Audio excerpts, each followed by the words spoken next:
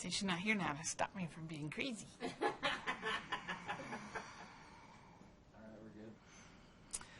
So when you think about the course development process, it's the analogy that comes to mind is the building of a house. So when you're building a house, you go to a contractor or to an architect, and you first have to develop a plan, right? So you have to have blueprints. And so the instructional designer, we provide a grid that helps you develop your plan or your blueprints. So that has to happen before you start building the house. Granted, you could take a pile of wood and some tools and give it a shot, but generally it's best to have a plan. So we put together a plan in collaboration with the subject matter expert. And then once we have a good solid plan, then it's time to build the house. So, you know, houses are very typically the same in that they have bathrooms and bedrooms and living rooms and kitchens. So we like to have all those pieces, but the subject matter expert tells us how many bathrooms and how is everything going to get laid out. They're the ones with the expertise and the vision of what that house is going to look like. So that's what we want. We want that input and that direction. Then once we've collaborated on that vision, then we can start taking the plan, building the house, and putting that all together. Now there are some building codes involved in instructional design. So we have some building codes, and that is state authorization, Higher Learning Commission, Ohio Board of Regents. So there's some building codes that we have to follow, and sometimes the house inspectors come through. For example, when the Higher Learning Commission comes through, they take a look at our online courses. We just went through a successful evaluation of our online courses.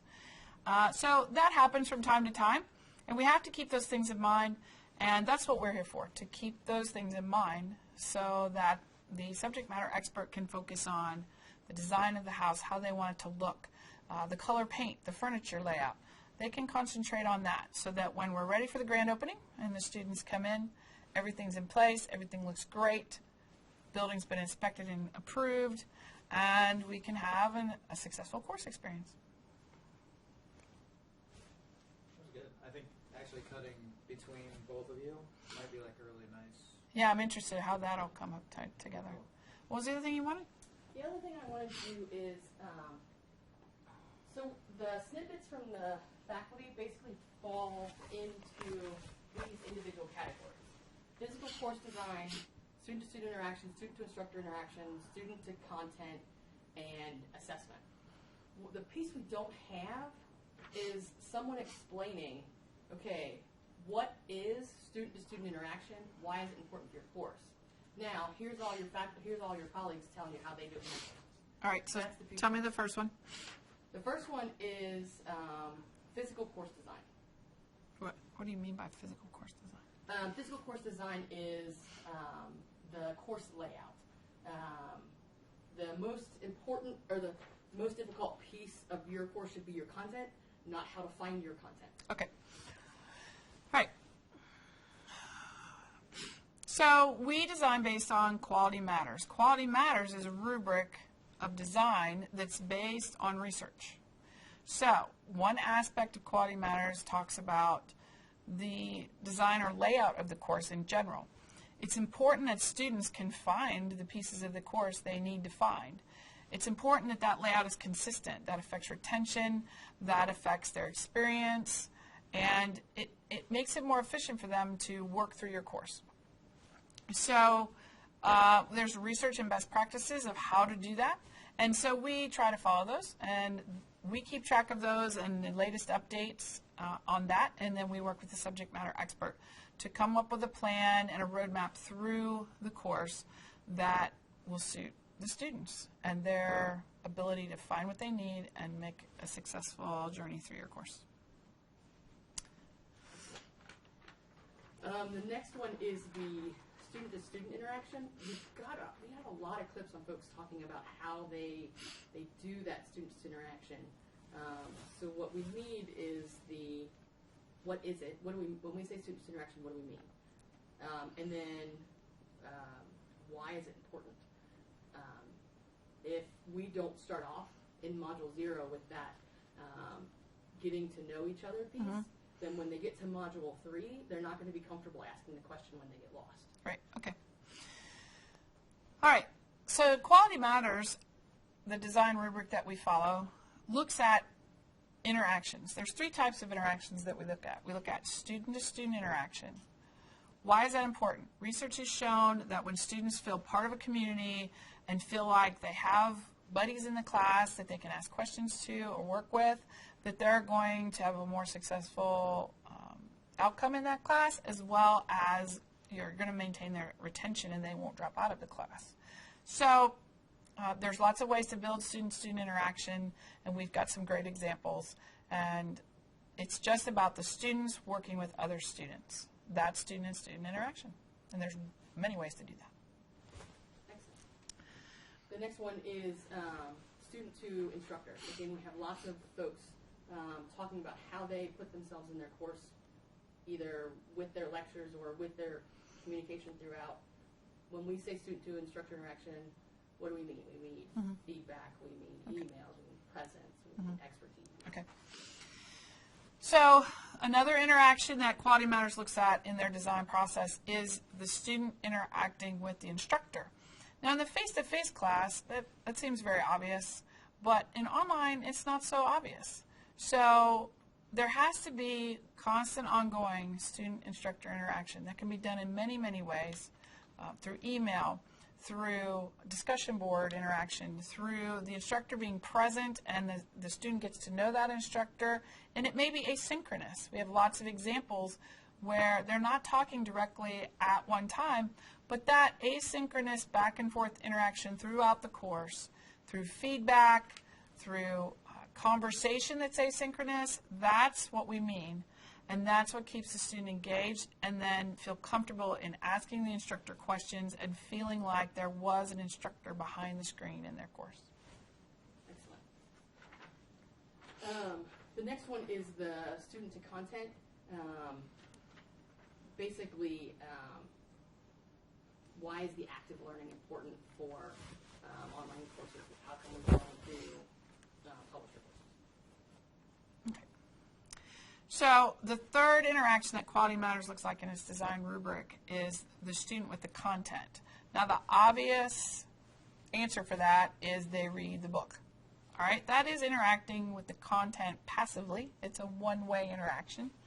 What we like to design in our courses is two-way interaction. So the students are interacting with the content. Maybe it's a drag and drop interaction or some other type of interaction.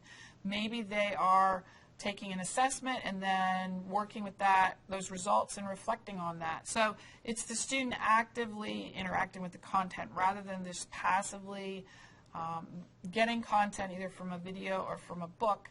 It's actually being engaged with the content. And that may also mean the instructor is bringing themselves into the course, sharing their expertise, and then making that connection for the students. That's them interacting with the content, and that's what we like to see in our online courses.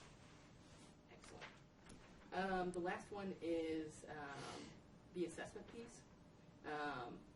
So formative assessments are important because they allow for that building of knowledge, that practice.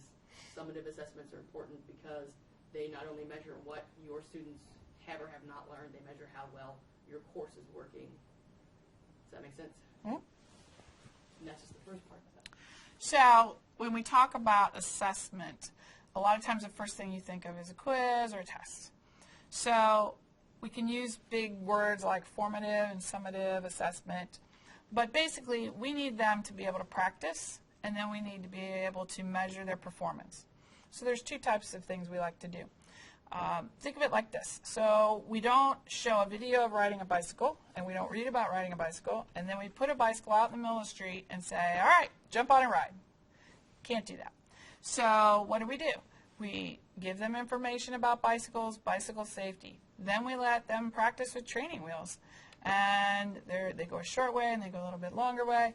And then finally we take the training wheels off and we let them ride. So it's scaffolded. There's practice that's safe. We have our helmet on, we have our pads on, and then we finally let them go. So that's one piece of assessment. is building that practice in before we measure the outcome that we want to achieve. The other piece of assessment is there's many, many ways to assess whether someone's achieved a goal. So you have to mix in what I call a broad portfolio of assessment. So we might have writing assignments, we might have video assignments, we might have where they create some project. We might have group work. We might have singular assessments. So a broad portfolio so that you, different learners can express themselves in different ways. So we like to be able to see that. That also cuts down on possible academic integrity issues because they can perform in a wide variety, and you can't cheat if your face is on the video. You can't fake that. So that's what we mean by a broad portfolio of assessment and authentic assessment. So authentic assessment is I'm the only one that can answer this question on the video, and you see my face. And I am bringing in my expertise or my background to connect to the material. That's authentic assessment. So we have to be able to mix all of those types of assessment together, and we have some great examples of that in our online courses. Excellent. No, that's good. Then they get that introduction to it. This is what it is. Okay, now your colleagues are going to tell you what they do in their courses. Perfect. Okay, what else? Are we missing any gaps? Is there anything else we're missing? I don't think so. I pretty much think I think we're good. we've videoed it out to death. I think we did. Okay, it's a wrap.